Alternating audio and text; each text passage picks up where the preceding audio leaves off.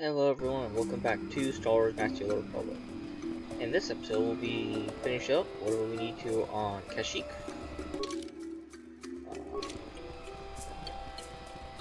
And then maybe talk to some of our companions in that block, and then head to the next planet. So, we shall head on over here. Hello Wookiees.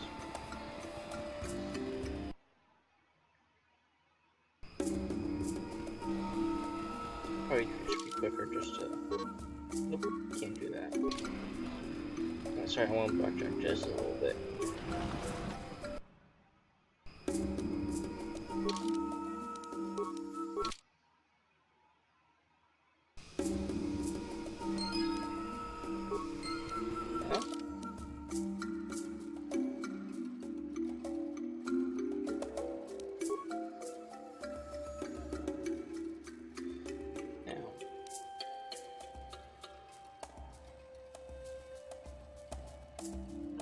Oh, okay. Looks like we lost that quest when we completed the Wookiee stuff. Okay then. Looks like a lot of people have left.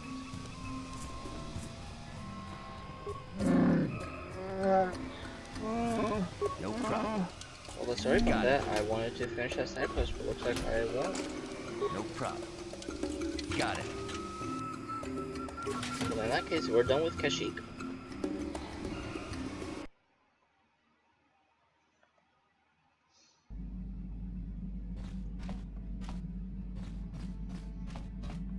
Let's see, last we checked. Hey there, what can I do for you? I'll talk to you about your brother. Don't tell me you believe Lena's lies. Griff might be working as a miner on Tatooine, but the rest of her story is Bantha Poodoo. You can't trust someone like her. At least Griff's free of her clutches. I'd like to go speak to the Circa Corp rep on Tatooine if we have time. Maybe I can arrange to see my brother again. We'll find your brother mission. I just hope he's not in any kind of trouble when we do. Okay then. So it looks like we'll need to do that before we say. Yeah, what do you want? When are you having more war stories? I was one of the best youth warriors in the clan Ordo in my time. No one before me had mastered the power of our basilisk war droids as quickly as I had. Except Mandalore himself, of course. In those days, we were sweeping across the Outer Rim, destroying all who fought us. Young Mandalores would prove themselves in real combat with unknown opponents above 1,000 worlds. Each brought back stories of his achievements. What was your story? I remember it well, orbiting high above a placid world, its defenses just stirring. As was tradition, I would go ahead of the first wave to find enemies in the thickest fighting. I remember sitting there in my armor, linked directly with a basilisk thrumming beneath me, my heart racing with fear of the coming battle. What happened next? The doors opened in front of me, and the air was sucked out of the drop bay, scattering crystals of frozen vapor across my path. I can't describe what it feels like to look directly down at a world, falling continuously as you circle it, with barely 15 centimeters of armor plate protecting you. When the magnetic locks disengaged on my droid, I plunged out of the drop bay towards the battle that waited below. Who were you fighting anyway? I don't remember. It doesn't matter anyway. That world's dead now. The exhilaration, the euphoria I felt as I streaked into the atmosphere, dodging self-guided projectiles and beam weapons, was unmatched. An 80-kilometer plunge through the atmosphere, dodging and weaving, the outside of my armor glowing like the sun with the heat of re-entry. And with barely 30 meters to spare, I twisted and skimmed the surface, firing at the giant beam generators that were in my path. The explosion from that sent shock waves that leveled the entire complex around it. It was the moment of my life. That was some fight. I'll never forget those times. But things are different now. We can't go on fighting the way we did. There are too few of us left now. But I really don't want to talk about this anymore.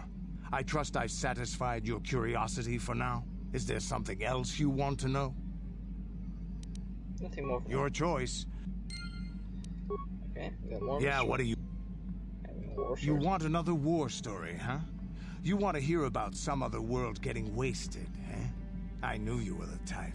Your stagnant republic has never seen some of the strange creatures and races we fought on the Outer Rim in those years. And you never will now. What do you mean? Oh, where did you fight this time? We were going through the asteroid fields of the Crispin system at the very edge of the galaxy, playing with the pirates and smugglers we found there. The main belt in the Crispin system consists of mainly small rocks covered in frozen methane gas shells, and the pirates were using them for cover. Ha! I remember using a thermal generator to cause the outer layer of one of the asteroids to vaporize in a picosecond. It blew out and shredded the 3 smugglers using it for cover. But that was a mistake. Why, what happened? The asteroid I had targeted was smaller than most, maybe a dozen meters on a side.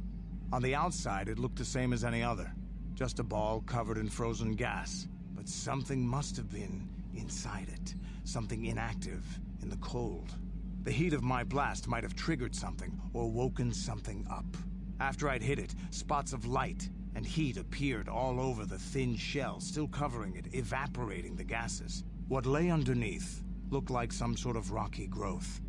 A deformed rock, pitted by scores of micrometeorite scars. I think something even older might have been inside that. What happened next?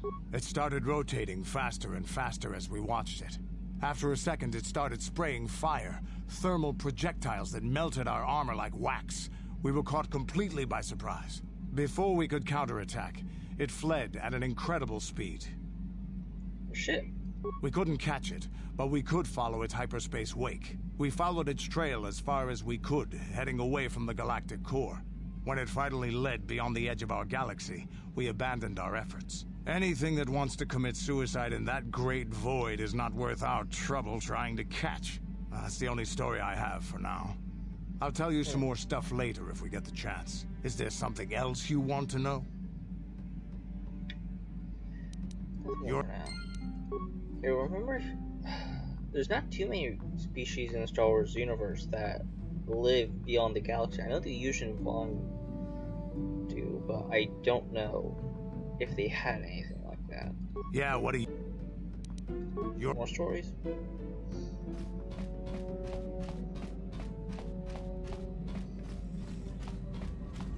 Is that more? Any more to say about yourself? You see more than loud and tell me soon. I'm grateful for that. Before I know what role is making Kashyyyk truly free, I watch that. Why do you press one? I'm pretty sure I know. Father expects me, I guess I do as well. When I've learned enough, I'll bring back Kashyyyk. What happened then? We'll see. Sorry we can't stay in Kashyyyk longer.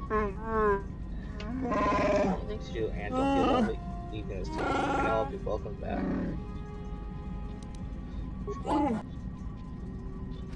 Dr. Juhani? How may I be of assistance to you, Padawan? Ready for the talk? What is it you would like to speak to me about? Tell me more about your past. Well, I suppose I have not talked very much about the Jedi I met back home. They, all of them, were so very invigorating. Invigorating? They were so very alive, so full of hope and energy and zeal. In retrospect, I can see it was a little bit tragic. Tragic? Well, yes. These Jedi were going to fight the Mandalorians just after they had invaded. Many of those Jedi perished in the fighting, but to us, they seemed invincible. Especially their leader, who they talked about all the time. Paragons of light and justice, sweeping away all iniquity before them. It was like looking at gods. I do look divine. Jedi are not gods? I know that. I was using poetic license. But those Jedi, they were enthralling. Everyone wanted just to touch them. Some people thought it would bring them luck. Not that the peace they brought lasted very long. What happened? The Jedi left. The people grew complacent. Those who had been wronged saw their chance at revenge. And so the cycle continues. The oppressed become the new generation of oppressors. The human oppressed, that is. The non-humans were never treated well in any case. We felt the brunt of both administrations. Was it that bad? Of course it was. They took their frustrations and hates out on us because the people they wanted had already fled or were too well protected. But no one looks out for the injustices we suffered. Oh no, but I am sorry. I should not have outbursts like that. As long as you don't let your anger influence you. Don't you see? The very fact I mentioned it means it has its influence. Anger can lead to the dark side, and I must be ever careful that I do not fall back into those ways. I thank you for your support. My outburst was uncalled for, but you did not lash back at me. You are a much better Jedi than I, it would seem. But let us not speak more of this now. We should continue on our journey. Perhaps later we will talk again. Yes. Is something wrong? I have been bothered by something of late. What is it? I never told you where I came from, did I? Where I grew up as a child? I suppose I was trying to deny what I was feeling. What? I have been wrestling with my feelings inside. Trying to come to terms with it, but I find I cannot. I must have someone to blame. Someone to blame for the destruction of my homeworld. Someone who is responsible for the death of everyone I have ever known, except those on Dantooine.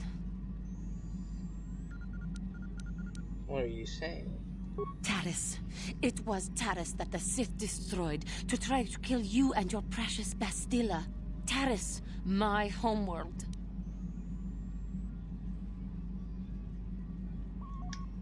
Okay then. Sorry, Juhani, I did not know. If it were not for you and Bastilla, the Sith would have never had reason to destroy that world. It was your fault for being there, and your fault for rescuing Bastilla. Without your intervention, the Sith would have had no cause to lay waste to my childhood.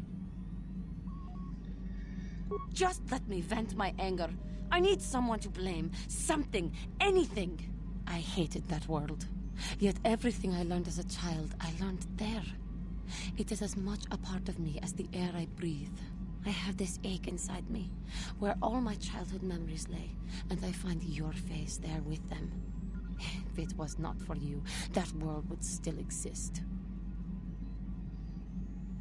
There's no way to prevent it. I know. I suppose I realized that. But it is so hard to lose your entire past. You would not understand. Be alright, Johnny. Yes. Yes, I suppose it will. As long as we remain focused on our task, it will. I am sorry. I will try not to distract you in the future with my trivial experiences. We should stop for now. Yes. Something wrong? I was remembering Taris. I am sorry, Johnny. No, it's all right. I think I am over the worst of it. I apologize again for lashing out at you. It was not your fault. It was a horrible place to have to live. At least in the lower cities where the non-humans tended to get relegated.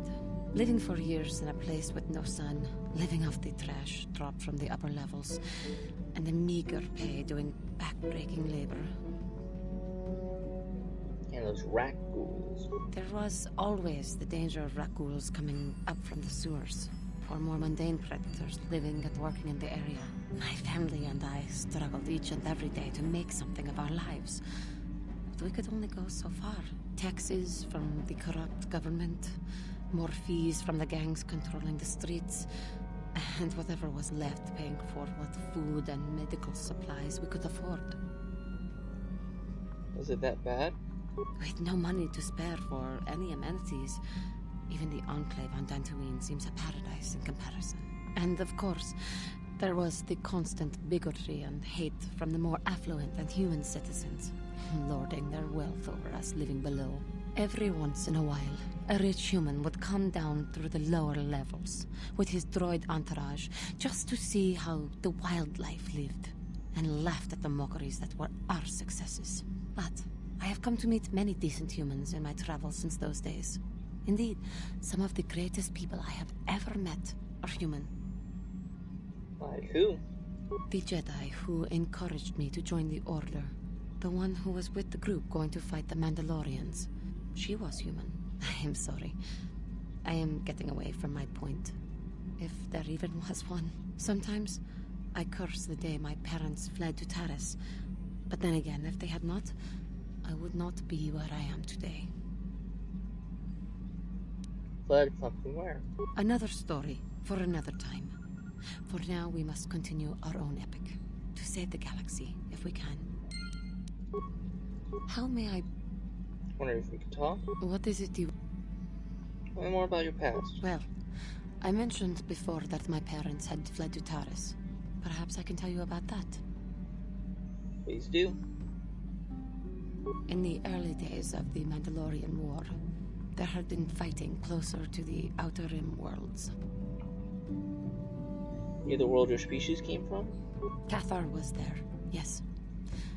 My people had a great reputation as warriors, and that appealed to the Mandalore version of honor. They sought to test themselves against us, I think.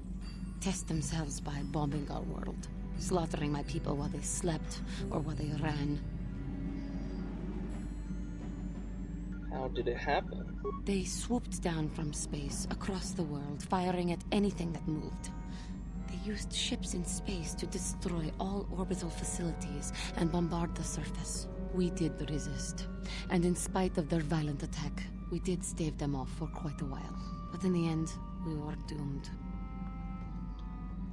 Why did the Republic not help you? We were not members of the Republic. Cathar was beyond the edge of the Republic, in the Outer Rim. And besides, they could not have known. Our interstellar communications were the first things the Mandalores hit.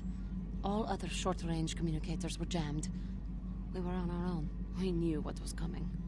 We had fought the Mandalorians in the first war against Exar Kun and the Sith. We knew there would be no mercy for us. The most we could do was pack the few of our people who survived onto what few ships remained and send them off into space as fast as they could. Most did not make it. But you survived? My parents carried me as a baby with them and were lucky enough to escape. They fled as far as they were able and eventually settled on Taris. They could stand running no further, I think. But Taris was a horrible choice. Dominated by humans, intolerant of other species, it made everyday life unnecessarily hard. How did your family cope? My father turned to stimulants. He spent much of his time in local bars and dives. But we are warriors. It runs through our blood. And when he was on stims, he became foolish. He let his warrior nature get the best of him. So he would get intoxicated, and he would fight. And finally, one day, he would die. He died? Killed by a man who provoked him into a fight and killed him like an animal. I am sorry. I cannot talk about this any longer right now. How may I... Wonder if we could talk? What is it you... Are you doing alright? I thank you for your concern, but I am still a bit shaken. Why, what's wrong? I have been thinking about myself, about Quattro, and about my fall to the dark side. I keep thinking that it was my anger that drove me that far, that nearly damned me. I look inside myself now and I can still see it. I still feel it. Perhaps you just need more time? More time would do me good. Time to distance myself from that anger. I think that is why the Council agreed to send me with you. They think, perhaps, that in your company, I will be able to free myself from it.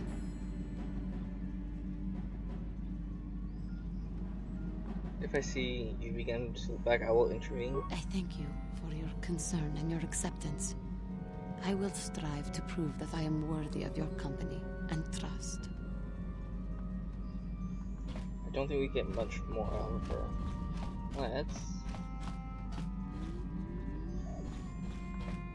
Let's start going to the next planet, and I'll start the next episode talking to more people. We'll be going to Tatooine.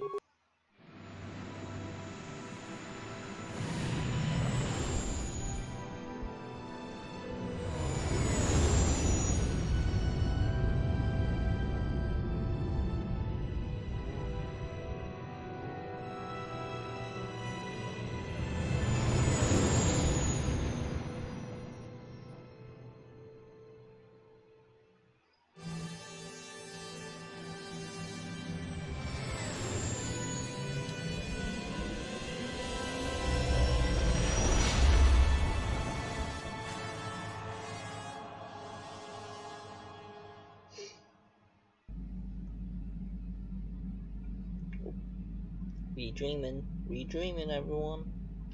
We dreaming.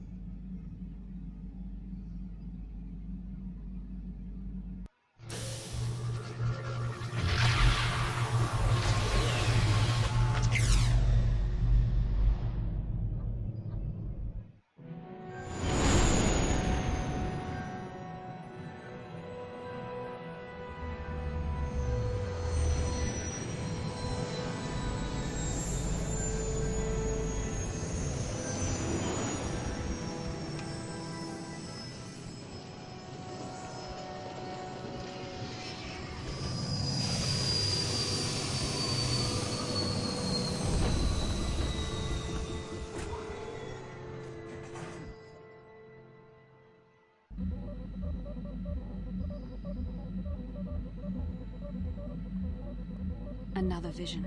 The Force is guiding us, helping us retrace the steps of Malak and his old master, leading us ever closer to the Star Forge. Tatooine is known for little but blowing sand. I find it surprising that there would be a star map somewhere in its desolate wastes. It was inside some kind of a cave. The star map would likely have to be within some kind of shelter to protect it against dust and sandstorms. I suspect there are many such caves and caverns hidden in the sands of the Dune Sea. The creatures of this world probably use them as their lairs. No doubt things will become more clear once we discover the star map's location. In the next episode, we will talk to our companions a little more, and maybe traverse the desolate sand of the most used planet in all Star Wars, Tatooine. I will see you next time. Bye!